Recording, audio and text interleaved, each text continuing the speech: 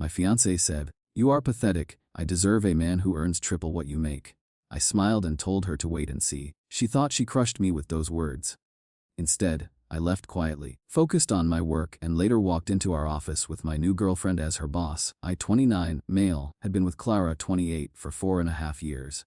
We were engaged to be married the following spring. I worked as a senior financial analyst in a regional Chicago office.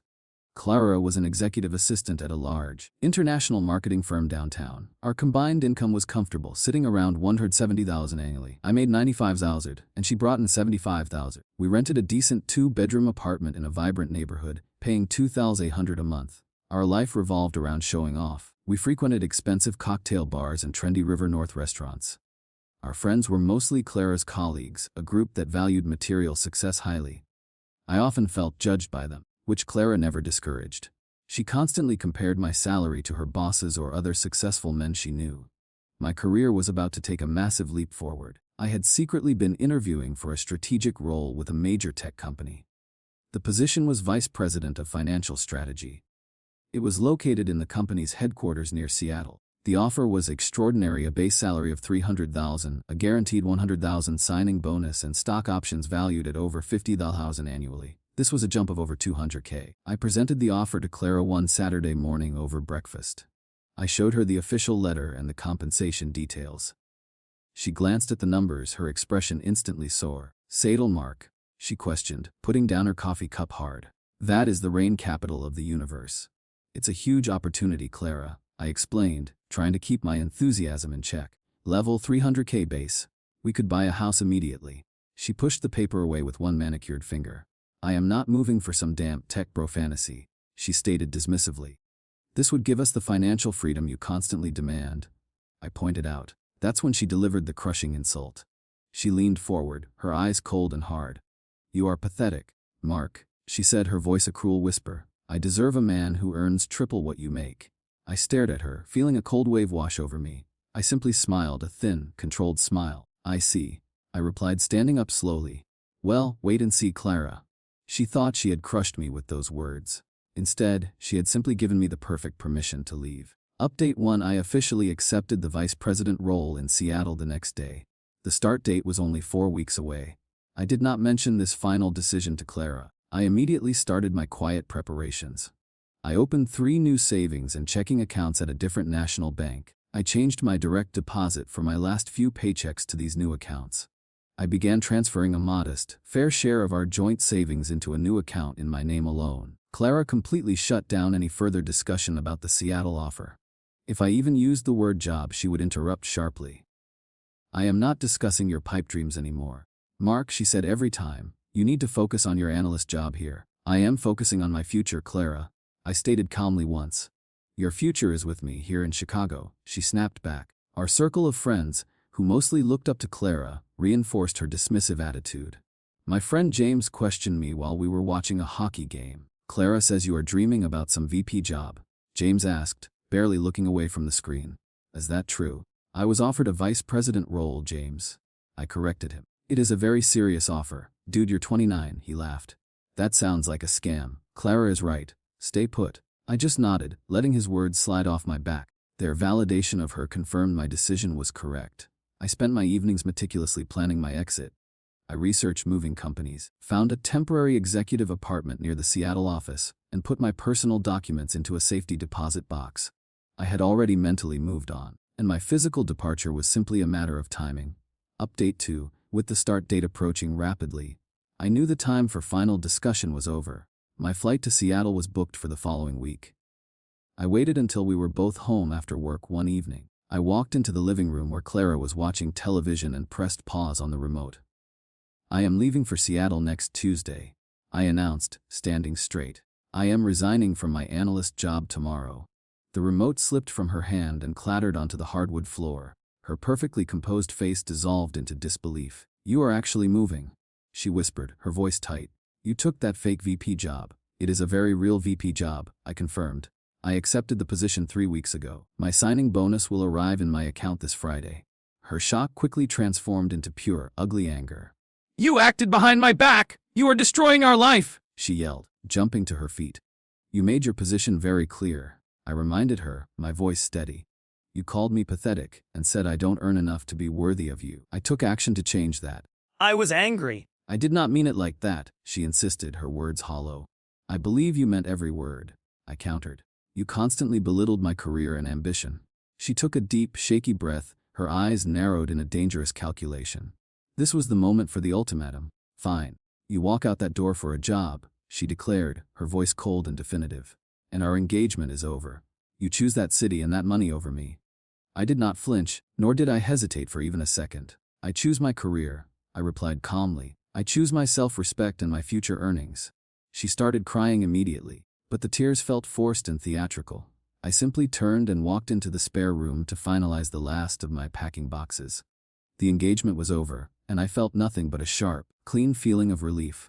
Update 3: The fallout over the final 10 days was exactly as predictable as I expected. Clara exhibited a textbook cycle of emotional manipulation. Initially, she was furious, throwing small items and demanding I cancel my flight immediately. You are ruining everything we built, Mark, she screamed at me. You chose to end the engagement, I stated, completely detached.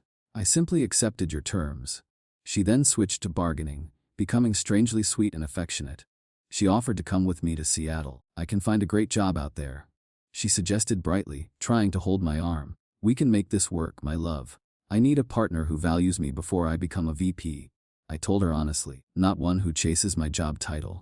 This failed, so she retreated into a deep, theatrical depression. She spent an entire day curled on the sofa, refusing to eat. I ordered takeout for myself and worked on my laptop across the room. I remained completely calm and logical throughout, treating her emotions as a distant, abstract noise. I only spoke to organize the final logistics of the move. The moving day finally arrived. I had hired a large container service to manage my boxes. Clara was conveniently absent. She had told her friends she was taking a spontaneous trip to a spa resort. I suspected she just wanted to avoid the final confrontation. I felt a tremendous sense of liberation watching my possessions disappear from the apartment. I handed the key to the building manager and drove straight to O'Hare Airport. My first impression of Seattle was clean air and professional competence. I started work as VP of Financial Strategy the following Monday. The job was exactly as advertised: intense, high stakes, and demanding a sharp focus on 9-figure decisions. I loved every challenging minute. I lived in a luxurious short-term corporate apartment for the first 3 months. Enjoying the stunning views of the city skyline, I felt completely renewed. Update 4: My new life in the Pacific Northwest was a series of continuous upward trends. The job was an unqualified success. My team quickly responded to my leadership, and my ideas for optimizing our capital flow were adopted company-wide. I was constantly challenged and continuously learning. I committed fully to a new, rigorous routine. I joined a large, modern gym near the office and started hiking the local mountain trails every weekend. I met my neighbors, who were friendly and successful professionals, at a local arts festival. My financial life completely transformed. 3 months in, the $100,000 signing bonus landed in my private account. 6 months after starting, I located and purchased a contemporary 3-bedroom house near Lake Union for $850,000. It had a water view and was a huge step up from my old Chicago rental. My net worth had nearly doubled in less than a year. It was around the 6-month mark that the confusion from my old circle started. Friends and Clara's family members began reaching out with hesitant messages. I heard you are actually a vice president. Her sister Danielle texted me one evening. Clara told us you were selling used cars now. That is wildly inaccurate, Danielle, I replied, keeping my answer succinct. I am performing very well at my new role. She said you panicked and lost the job immediately, my old friend James admitted. She claimed you came home depressed and refused to leave the apartment. The extent of Clara's lies was staggering. She had constructed a narrative of my complete failure to justify her own cruel rejection and protect her image. I ignored nearly all the friend messages, maintaining a polite but distant communication with Danielle. I confirmed my professional success and my new home purchase, without giving any details about Clara or the breakup. She could not use my words against me. Update 5: My company announced a major, strategic acquisition in the marketing space. As VP of Financial Strategy, I led the analysis team that drove the deal. I posted the press release on LinkedIn, adding a professional quote about the transaction's success. This post showcased my name, my VP title, the company's stock symbol, and the scale of the $500 million deal. The post immediately went viral within my professional network. The true scale of my success, the title, the prestige, the massive financial growth, was now undeniable. Clara found out immediately, and the desperate pleading began. My email inbox received a deluge of long, rambling texts and emails filled with regret. Clara, Mark, I am so proud of you. I knew you had it in you. Please forgive me. Clara, my new boss, Daniel, is actually awful. He treats me terribly. I miss your support. Clara, I made a huge, monumental error. We can get married now. I promise I will support you. Old friends and even a few of my former colleagues contacted me, expressing their apologies for believing her lies. I feel like an absolute fool. My old manager, Tom, emailed me. She made you sound like a deadbeat, Mark. I'm sorry. She was very convincing. I acknowledged simply. But I focused on my work. My family flew out to Seattle to celebrate my success in the new house. My father gave me a heartfelt speech during the housewarming. You prove that man defines his own worth. My father said, his voice thick with pride. Your decision was right. Their validation was all I ever needed. Clara's flood of regret only served to highlight the vast chasm between my reality and her collapsing life. I never responded to a single one of her emails or texts. I was determined to let the success itself be the final answer to her cruelty. Update 6. The pleading texts escalated until, 3 weeks later, she showed up in Seattle. She somehow found my new address and parked her rental car on my quiet residential street. I found her waiting on my porch when I returned from a late meeting. She was dressed in a suit, clearly trying to project a successful, put-together image. Mark, I had to see you, she said, her voice breathy. I drove straight here after work. That is a very long drive to make without calling, I stated, pulling my keys out to unlock the door. I knew you would not answer my calls, she admitted. I came here to show you that I am changed. I am ready to be your fiancée again. You are ready to be the VP's fiancée, I corrected her, stepping past her to open the door, not the analyst's. She followed me inside, her eyes wide as she took in the modern, open layout and the incredible view of the lake. This house is amazing, she gasped. We could have a beautiful life here, Mark. I turned to face her, my expression completely devoid of warmth. I needed to end this for good. You called me pathetic, I reminded her, keeping my voice very quiet. You said you deserved a man who earns triple what I made. Well, I earned triple and more, and I am still not yours. I was selfish, I was awful, I admit it, she insisted, taking a step toward me. But I have changed. I have learned my lesson. You only learned that my potential was far greater than your limited vision, I countered, shaking my head slowly. Your circumstances changed when you saw my new title in my house. You did not change. She started to cry again, the tears flowing freely this time. I need you, Mark, she pleaded, her voice cracking. Please let me move in. No, I said, the word a final, firm period on the end of our history. You need to leave my house now. I have absolutely nothing left to discuss with you. I walked her to the door, opened it, and watched her walk back to her car. The finality of the rejection was palpable. Update 7. Following her rejected visit, Clara escalated the situation into the legal sphere. She hired a predatory lawyer in Chicago who specialized in high-asset divorces, despite our engagement being broken. I immediately received official letters demanding half of my signing bonus, a claim on my new home's equity, and repayment for what she claimed were her emotional investment losses. I engaged a top Seattle-based corporate lawyer, Julia, who specialized in financial defense. Julia found that I had meticulously documented every financial separation, every insulting comment, and every step of my move. She also noted that since the bonus and the home purchase occurred post-breakup, the claims were baseless. Julia wrote a concise, devastating response detailing all the facts. She also informed her lawyer that if the harassment continued, I would file a countersuit for emotional distress and financial misconduct related to the false claims. The legal threats instantly vanished. Clara then attempted a social media blitz, attempting to publicly shame me. She created a burner account and posted long, vitriolic rants about my coldness and ruthless ambition. She called me a heartless corporate climber who abandoned the woman he loved for a bigger paycheck. The campaign did not last a full 48 hours. Several mutual friends, tired of her endless drama, stepped forward. They posted directly on her burner account and shared the truth of my success. Danielle's her sister, Clara, stop lying. He has a VP job and a house. You chose to end the engagement over his new salary. Old colleague, Mark is one of the most decent people I know. You drove him away with your demands. Her social media attack completely backfired, leaving her with no credibility and no remaining allies. She deleted the burner account and vanished from all digital contact. The betrayal cycle was finally over.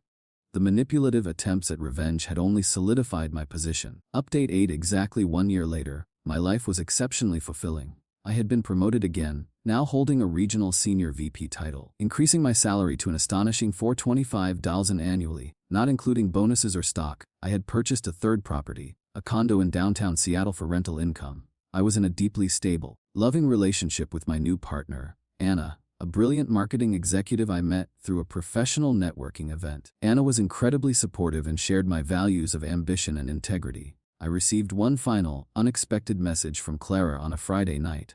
It was sent to my personal email, an account I rarely checked. Clara, Mark, I am working a terrible job now. I am still living in the old apartment, and the rent is increasing. I am truly deeply sorry for the things I said. I regret letting you go every single day. I wish you had waited for me. The message was melancholic, admitting full regret and sorrow. I read it once and felt a profound sense of closure. She finally understood the cost of her mistake. I owed her a final, short acknowledgement. Clara, I am doing very well, and I am happy. I hope you find the peace you need. Best wishes. I blocked the email address immediately afterward. There was no need for further dialogue. I had moved so far beyond her judgment that the message felt like it was from another lifetime.